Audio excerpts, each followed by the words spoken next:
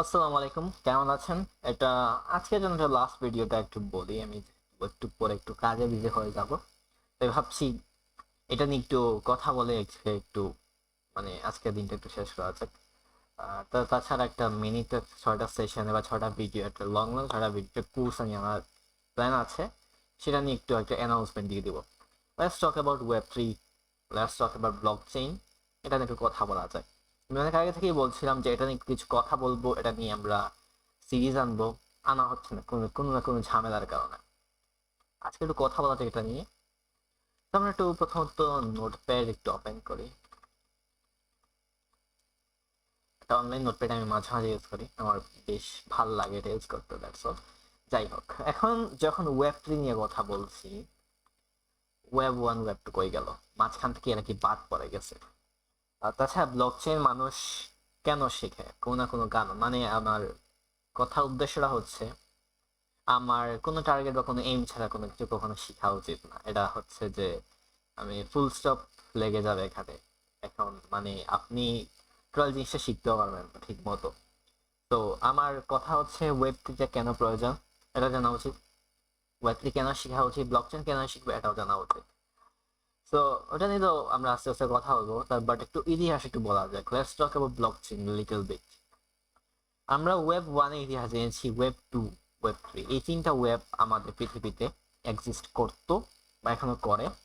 প্রথমত ওয়েব 1টা 1990 সালের দিকে আসছিল, যখন 1990 সালে প্রথমবারের মতো টিম বার্নার্স নামে একজন কম্পিউটার সায়েন্টিস্ট ছিলেন। এই কম্পিউটার সায়েন্টিস্ট এইচটিএমএল তৈরি করছেন। এইচটিএমএল এর মিনিংটা হচ্ছে হাইপার টেক্সট ট্রান্সফার প্রোটোকল। এটা আপনারা এইচএসসি আইসিটি অনেকবারই পড়েছেন। এটা ওয়েবসাইটে বেসিক স্ট্রাকচার তৈরি করার জন্য ইউজ করা হয়ে থাকে। আমরা যারা ফ্রন্ট এন্ড ডেভেলপার যারা আছে তারা অবশ্যই এটা ইউজ করে থাকেন। তো আমি একসময় ডেভেলপার ছিলাম, ইউজ করতাম। আমি ফুল স্ট্যাক ডেভেলপার ছিলাম বাই দা ওয়ে। এটা 3 থেকে 4 বছর আগের কথা। এখন আমি fully cyber security full time হয়ে গিয়েছি, এই জন্য এটা নিয়ে আমি এখন কথা বলবো না। তো আমরা একটু অন্য একটু টপিক নিয়ে বলছি, এটা হচ্ছে আমাদের যেটা জানা প্রয়োজন। আমরা যেহেতু ব্লকচেন নিয়ে পড়াশোনা করব, তো একটু ওয়েবের ইতিহাসটা জানা প্রয়োজন। ওয়েব 3 এর সাথে ব্লকচেন খুবই রিলেটেড, খুবই ওদের গভীর একটা সম্পর্ক আছে। এখন ওয়েব 1 নিচে কথা বলছেন, এই যে এইচটিএমএল আমরা ইউজ করে থাকি, এটা ওয়েবসাইটের বেসিক স্ট্রাকচার। এটা আপনি কম্পেয়ার করতে পারেন যে একজন মানুষের স্কেলেটন যেটা আছে বা কঙ্কাল, এটা তৈরি করা হয় এইচটিএমএল দিয়ে। তো ওই সময় যে ওয়েবসাইটগুলো সেগুলো ছিল ফ্রন্টিন। ফ্রন্টিন বলতে বোঝানো হয়ে থাকে ওইখানে সব ইউজার সেম কন্টেন্ট দেখতে পারবে, কারো কোনো জন্য ফিল্টারিং থাকে না, কোনো অ্যাকাউন্ট ক্রিয়েট করা লাগে না।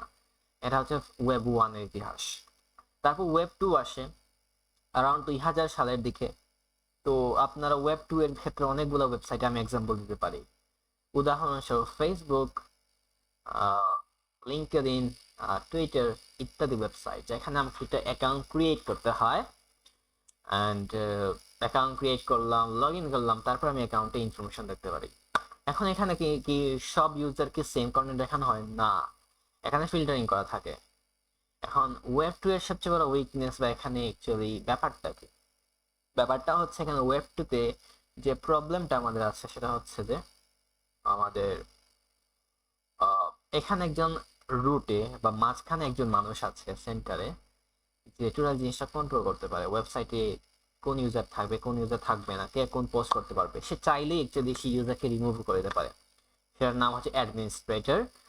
তো প্রতিটার এগুলো হচ্ছে ডায়নামিক ওয়েবসাইট। স্ট্যাটিক ওয়েবসাইট হচ্ছে যেগুলোতে জাস্ট কুড়ি করা হয়, এটা আপডেট করা যায় না, এখন আপডেট করতে হলে কুড়ি করতে হয়। আর এটা ডায়নামিক ওয়েবসাইট এক ধরনের আছে। ডায়নামিক ওয়েবসাইট বলতে বোঝানো হয়ে থাকে ওই ধরনের ওয়েবসাইটে আমাদের অবশ্যই যদি মানে আমি ওয়েব 2 নিয়ে যে কথা বলছি, তো এখানে আমাদের একটা ফ্রন্ট এন্ড থাকে। একটা ফ্রন্ট এন্ড মানে হচ্ছে এখানে সামনে যা দেখানো হবে আউটপুট, আর এখানে একটা ব্যাক এন্ড থাকে।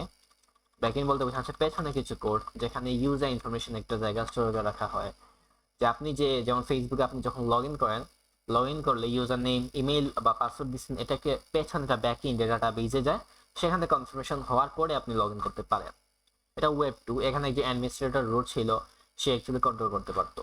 তো আমরা চাই না কন্ট্রোল করুক আমাদেরকে কেউ, আমরা চাই একদম ফ্রি। তো এই জন্য ওয়েব 3 ব্যাপারটা আসে। তো ওয়েব 3 এর ব্যাপারটা হচ্ছে এটা টোটাল যে কনসেপ্টের উপর কাজ, এটা হচ্ছে ডিসেন্ট্রালাইজ।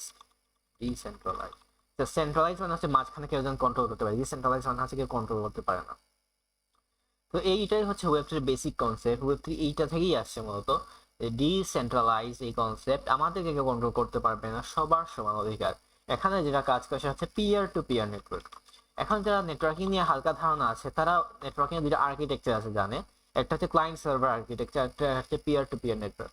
ক্লায়েন্ট সার্ভার বলতে বোঝানো হয় যে অনেকগুলো কম্পিউটার আছে, সেগুলো হচ্ছে একটা ক্লায়েন্ট, এবং তার মাঝখানে একটা সার্ভার আছে। সে অ্যাকচুয়ালি যদি যেতে দেয় ডাটাটা, তাহলে সে অন্য কম্পিউটার সেই ডাটা রিসিভ করবে। পিয়ার টু পিয়ার বলতে বোঝানো হয় সবাই সেম ডাটা রিসিভ করবে, সবাই দেখতে পারবে। তো এটা অ্যাকচুয়ালি এখানে ইউজ করা হয় পিয়ার টু পিয়ার নেটওয়ার্ক। আমার কাছে যদি 10 টাকা থাকে এবং 10 টাকা একটা পেয়ার টু পেয়ার নেটওয়ার্ক ভাগ করা হয়েছে, তাহলে এখানে যদি 10 জন থাকে প্রতিজন 1 টাকা করে পাবে। এটাই ইউজ করা হয় থাকে আমাদের ওয়েব থ্রি এর ক্ষেত্রে। আর ওয়েব থ্রি এর ক্ষেত্রে ব্লকচেন হচ্ছে একটা টেকনোলজি, এই টেকনোলজিটা ইউজ করা হয়ে থাকে। এখন আপনি আবার ব্লকচেন নিয়ে কথা বললে আরেকটা জিনিস রিলেটেড, সেটা হচ্ছে আমার, সেটার নামটা হচ্ছে যে আপনি অনেকবার শুনে থাকবেন, কি যেন, যেহেতু এইটা নিয়ে কথা আসছে, আমরা বিটকয়েন, ইথেরিয়াম, লাইটকয়েন, ডজকয়েন ইত্যাদি নামটা আমরা বলে দিই। এগুলো কি ব্লকচেন? নো, এগুলো ব্লকচেন না। ব্লকচেনটা কনসেপ্ট ইউজ করা হয়, সেটার নাম হচ্ছে টোকেন।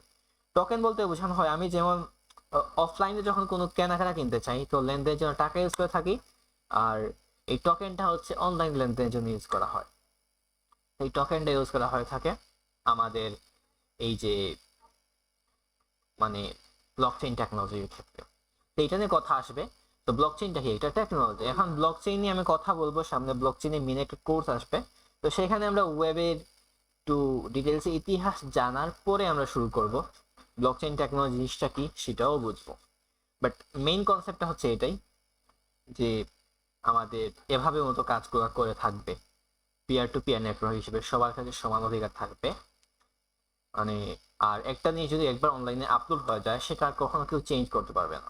ওকে, তাহলে আজকে এতটুকুই রাখছি।